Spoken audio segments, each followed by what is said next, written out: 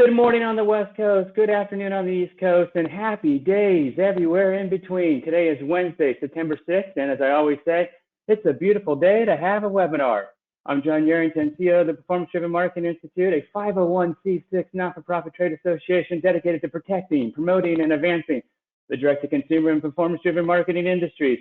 And on behalf of the entire PDMI family, it's my pleasure to welcome you to yet another fun-filled and exciting episode of the PDMI Take 20. As a reminder, the PDMI Take 20 is a quick-hitting roundtable discussion led by industry experts on trending topics, all in 20 minutes or less. Today, we're joined by two incredibly talented industry leaders, Michelle Clayton of Premium Media 360 and Jack Barrett of Urban Legend Productions. And together, we'll be discussing the first of a two-part series about the latest in artificial intelligence and performance marketing. However, before we get started, please allow me to do a little housekeeping. If you'd like to ask a question, and we encourage you to do so, please use the questions tab located in the control panel. Also, please note, you're welcome to ask questions throughout today's conversation, but we'll hold our replies to the end of today's discussion. Alrighty, folks. With that said, it's my pleasure to introduce today's moderator. Bigfoot tries to get photos of him. He's the fearless Chris Foster. Chris is Vice President of New Business at Modern Postcard, a direct marketing agency located in Carlsbad, California. In addition to his day job, Chris teaches brand strategies at UCSD extension courses, and he's the chairperson of the PDMI Brand Response Council. As always, Chris, it's a pleasure to have you here today. Thank you, my friend. And for the 73rd time, because today is our 73rd episode of the PDMI Take 20, take it away, my friend. Thank you, John, so much. Really excited about this. Episode 73. We're 2 away from the big jubilee. Really excited about that, and so excited to welcome first-time Take 20 guest Michelle Clayton. Welcome, Michelle. And Jack, thanks for coming back. We appreciate your continued wisdom and your expertise in these areas. And this is a really interesting area. I know everybody's talking about it, but that's because everybody's talking about it. AI and ChatGPT have moved extremely quickly from initial experimentation into interest, and then actually into becoming in-house initiatives. Every week, there seems to be a new webinar, kind of like this, on how these kind of technologies will change marketing and sales. And there are now courses being taught on how to leverage these new technologies on a day-to-day basis. In fact, I was reading that there were new positions of prompt writers. They're now being open and sought after within the agency and the creative hiring space. So the question that we have is, how are folks actually practically in a day-to-day basis using these technologies? What kinds of other platforms exist that connect and tie into these sources via open sources or API? And a big question is, where does the human expression and the engagement best tap in and enhance these technologies? Are they for creation? Are they for speed? Are they for scaling? Are they for as yet unknown services? These are things that we're trying to figure out as we're actually working through it. And so, Jack, I guess I'll start with you. You've been in the creative space for a long time. And I also know, because I experimented with it, don't tell anybody, I said, hey, let's write a quick video script on this product demo. And lo and behold, had my name, I wrote some stuff, and I wrote some prompts, and it gave me this script. It gave me, fold in technology, look, cut to someone working on a computer, open up back to Chris. Chris says, blah, blah, blah. I was like, wow, this is pretty interesting. And I'm like, my buddy Jack actually writes scripts, writes real scripts for real direct to consumer and performance-based commercials and media. How are you using this? Yeah, definitely using it. And it's an exciting new tool, I guess, I think is a great way a lot of people are describing it. And I think probably for people like me and a lot of people just sort of dabbling in the industry, I've been writing scripts for a long time, so I'm still a little bit old school. I think the first use of AI in this space is probably idea generation. It's the ability to kind of not start to gather ideas by almost brainstorming. And I think, discovering new techniques and opening your mind to some new possibilities. And like you said, having it write a script and see where that lands. Does that generate a new idea? Because it always comes back to, AI doesn't really have the kind of intuition that we have. So using it as an idea generation to then take and further develop an idea or pursue a creative approach that you hadn't thought of is really can be very useful, really useful. But you still have to have your own intuition and to sort of filter that. I think the other things that we're sort of seeing a little bit is repetitive tasks, especially in areas like post-production. So rotoscoping or certain types of color correction or color matching or scene detection, image editing, just simple things like that, speech to text, helping to organize maybe a list of, let's say, testimonial comments, and then using AI to maybe help find a storyline in there that you didn't recognize, or help it to filter a storyline that you're interested in. Those are techniques that we're using. And then a little bit of early on, maybe before all of that, a little bit of creative strategy. I think AI can be really helpful for us in sort of using the analytics side to think about how people might respond to an idea, or what the general consensus is, user feedback maybe. I have a nephew that works in IT, and he told me of a clever usage he was using it for, and that he had to give a talk. And so he used it to help kind of outline the talk and what he wanted to say. But the more interesting part was he used it to get an idea of what potential responses or questions might be to his talk.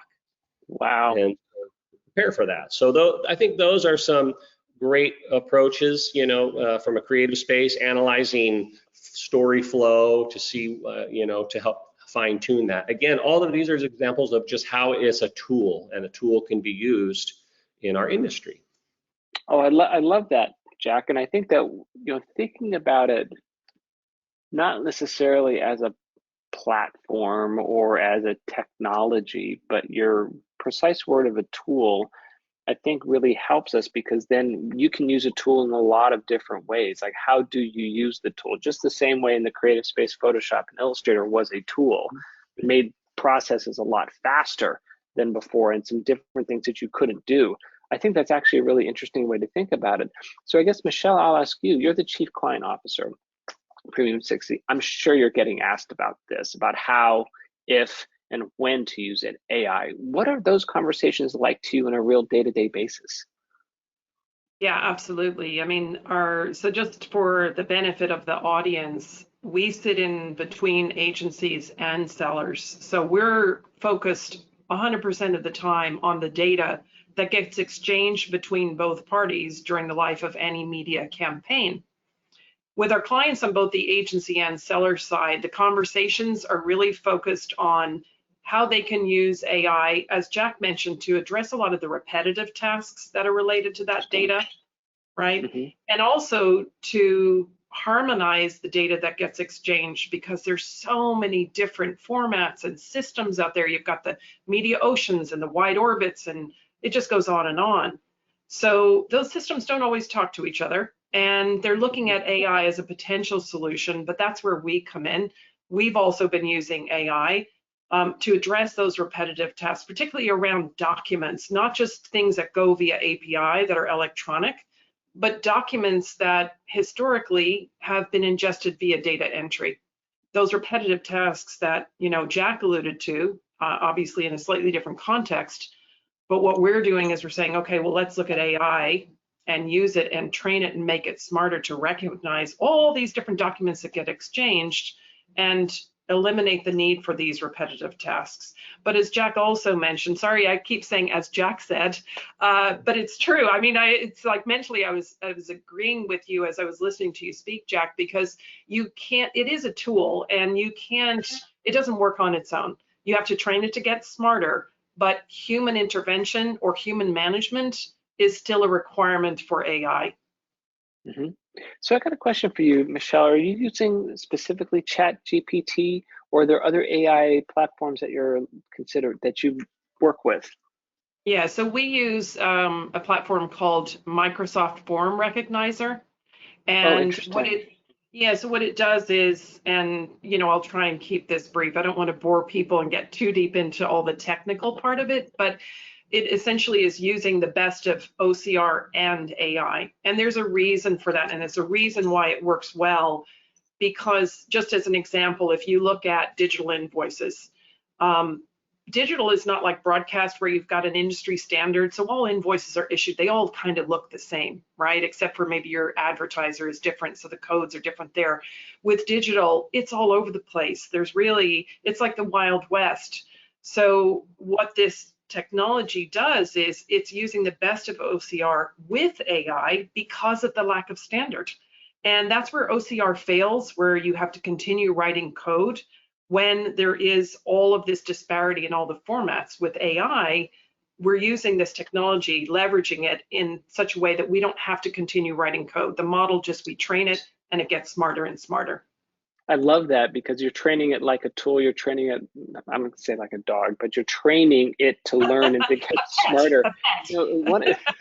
You should name it, right? You should name it Felix, yeah, right? Exactly, that's right. But one of the things that we've talked a lot about in this space is this idea of currency with measurement and attribution, and kind of the challenges of all these various things. And so it's interesting how this might be, everyone was kind of waiting for the one software to rule them all, right? And to manage and harmonize it all. But maybe that's not the case. Maybe doing what you're doing and training OCR and training AI to actually do that, maybe a business doesn't even need to be created, or someone out there is creating a business that's leveraging OCR and AI to a really good user experience. That's one of the things that I get excited about, is with the iPhones, entire new businesses were created out of the apps. I'm really wondering what new businesses might be created out of AI. And so I guess, Jack, I'll ask you, because I'm comfortable with GPT, and I use GPT-4, which is very different than, and more capable and much more nuanced than the previous versions. And as a tool, do you think these tools are getting better, and how have you seen them get better? Yeah, the tools are definitely getting better. The engine getting smarter, less hallucinations. That's the term they use. When it goes off the rails.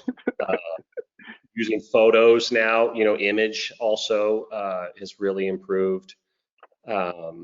And understanding, I think it's heading towards a direction of understanding context in a conversation a little more. Okay. I think that's a big improvement. I know reducing bias is another big improvement that we've really been working on, and is a kind of a serious issue.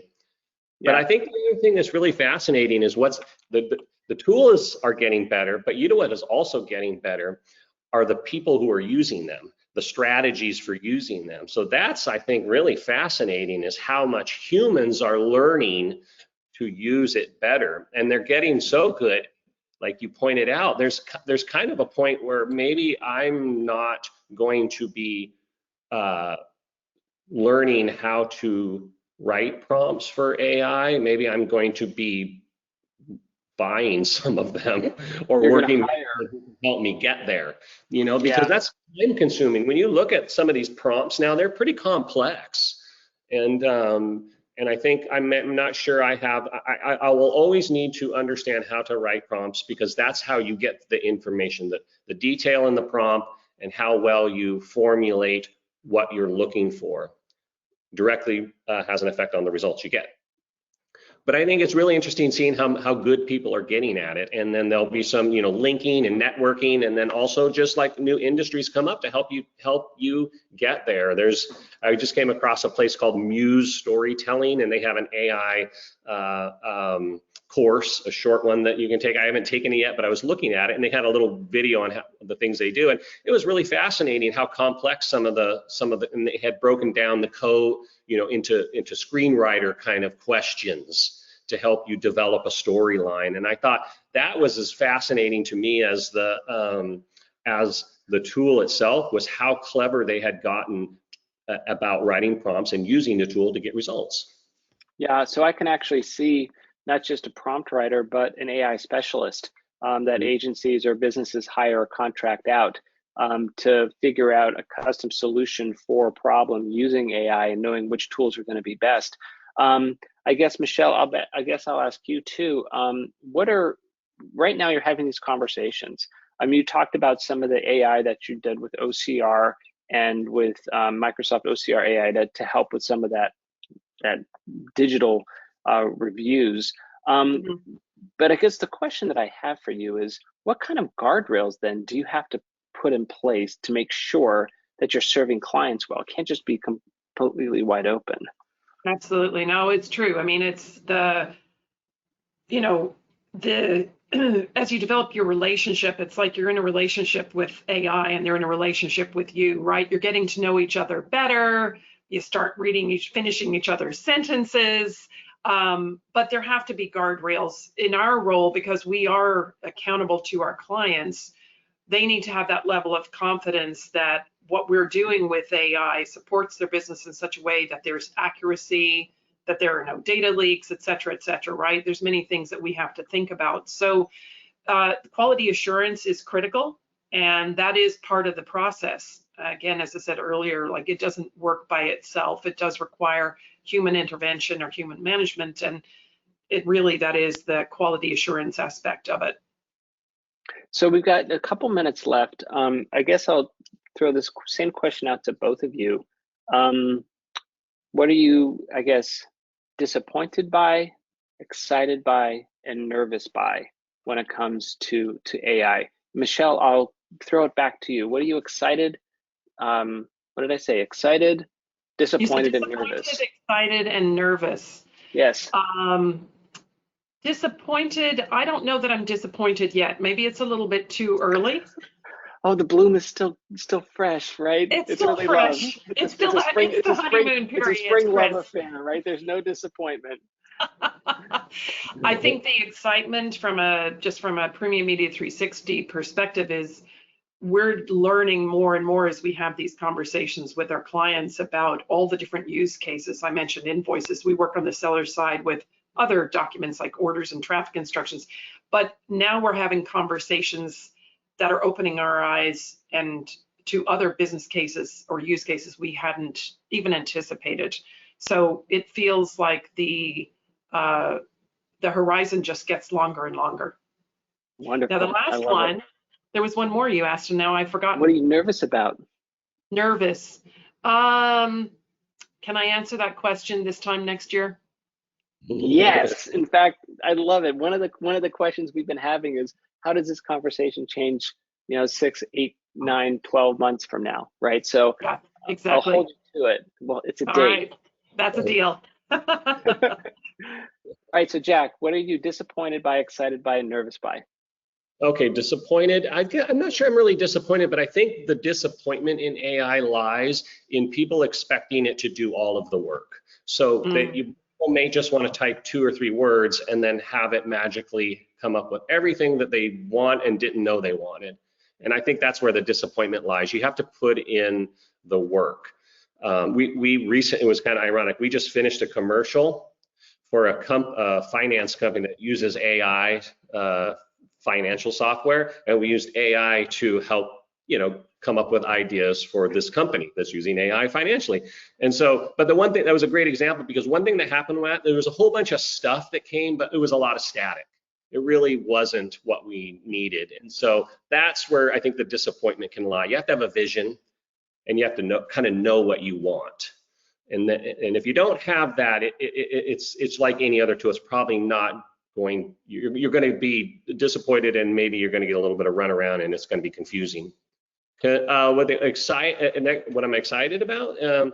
I'm excited about the inspiration. Just like when new tools, like you mentioned, Photoshop come around, there's a whole bunch of new creativity that comes out of that, and also the job creation from that. Right. So whole new directions creatively and non-creatively too. And then the concerns probably a little bit also of the job loss in traditional industries. That, and I'll tell you what, I have another kind of concern, or not really concern, it might fall into disappointment, and that is almost like AI perfection fatigue, I would say. Like, are we going to get so used to having perfect copy written that has a joke at the end that, you know what I mean, will just become right. like, where people are already starting to detect AI language. Content. Yeah, I can sniff it out, right? We've done some internal reporting where we were doing a data analysis report, which is cool. And I was like, hey, instead of me spending X amount of time writing this, I'll just have my chat GPT and I put the prompts in and the like. And and at first it's like, oh my gosh, this looks great.